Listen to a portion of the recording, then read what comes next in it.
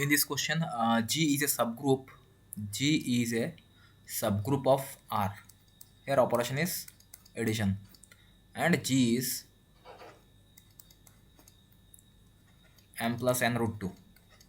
Here m and n are integer number. Okay. First question, first option. Um, G is cyclic subgroup of R under addition. In option A, if we put here m equals to 1 and n equals to 1, m equals to 1 and n equals to 1, then the number m plus 1 m plus n root 2 is 1 plus root 2. Okay, and this is not a generator of root 2. It's not generate root 2 because if we add here this up to n times, then the number is n into 1 plus root 2. If we put different values of n, then this never equals to root 2. Okay, that means 1 plus root 2, it's never generate root 2. Okay, so 1 plus root 2 is not a generator of root 2, so option A is incorrect because it's not cyclic. Next, option B, G intersection I is non-empty for every non-empty open interval I. So here I is non-empty. Okay, I is non-empty, so let I equals to open interval 0 comma half. Okay, and it's a subset of R, real number. Now here let m equals to 1 and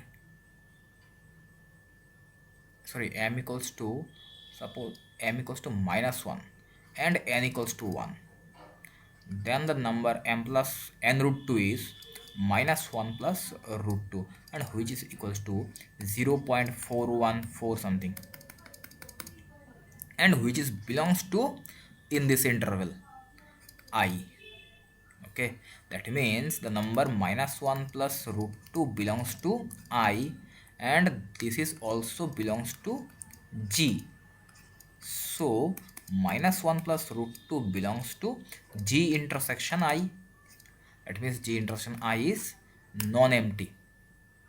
So option B is correct, A incorrect. Next, option C.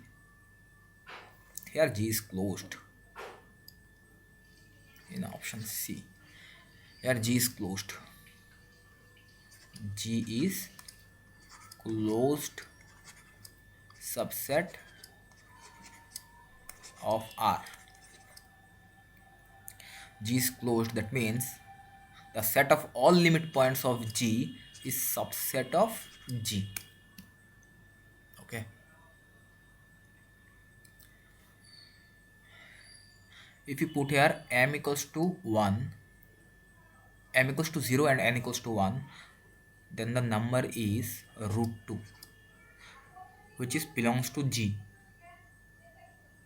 and the root 2 is 1.414 2135623 730 up to infinite. This is an element of G. Okay, root 2 is an element of G, and this is a irrational number. Okay, and the number 1.4142135623730, this is a rational number and which is closest to root 2. Okay, and the number 1.4142135623701, it's a rational number which is also close to root 2. That means there are infinite rational numbers which are lies in the neighborhood of root 2. Okay, there are infinite rational numbers. Similarly, there are infinite irrational numbers also lies in the neighborhood of root 2. Uh,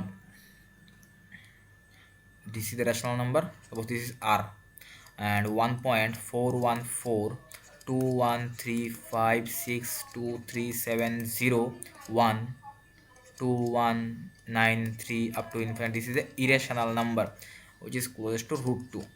So this is also belongs to in the neighborhood of root 2. Okay,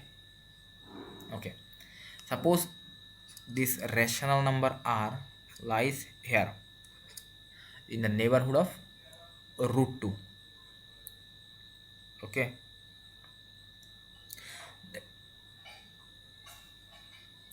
and this is suppose r1, this is r2, this is r2, and and similarly there are infinite numbers lies in this interval. Okay, so root 2 is a limit point. Root 2 is a limit point of g. So root 2 belongs to g dash. Okay,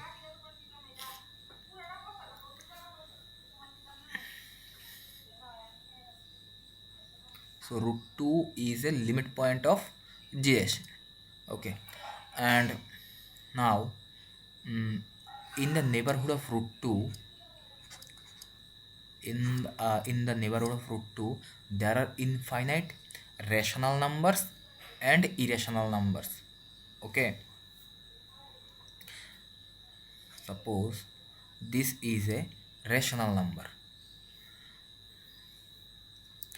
In the neighborhood of root 2 there are infinite rational numbers in the form m root 2 plus n.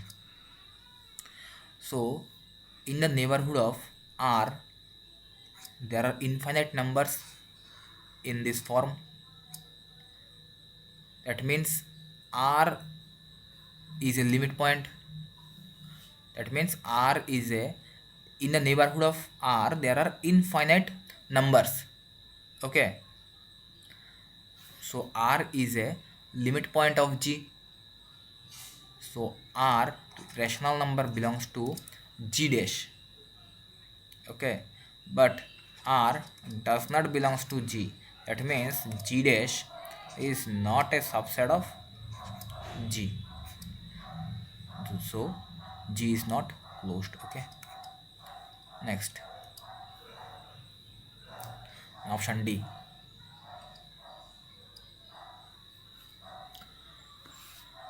Here G is isomorphic to Z cross Z. G is isomorphic to Z cross Z.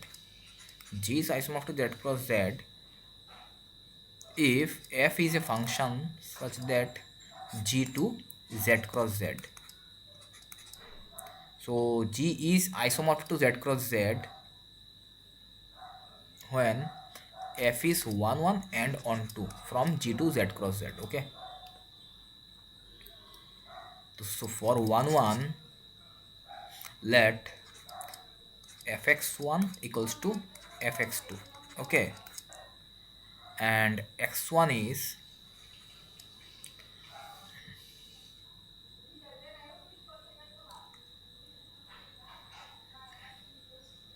1 minute. Here fx equals to y. So 1 minute.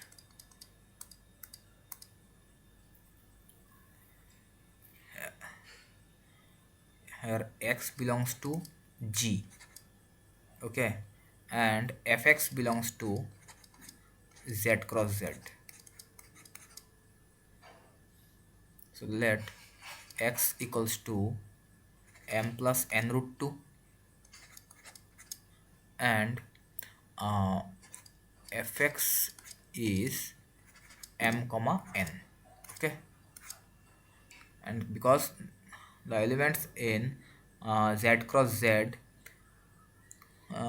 m comma n type, so fx1 is m1 comma n1, and fx2 is m2 comma n2. So this implies, and that x1 is m1 plus n1 root 2 and x2 is m2 plus n root 2. So this implies m1 equals to m2 and n1 equals to n2. So therefore x1 is m1 plus n1 root 2 and m1 is m2. So x1 is m2 plus n1 is equals to n1 is equals to n2. So n2 root 2, and this is equals to x2. This is equals to x2. So therefore x1 equals to x2. fx1 equals to fx2. This implies that x1 equals to x2. So f is 1 1. Okay, now we prove that f is onto.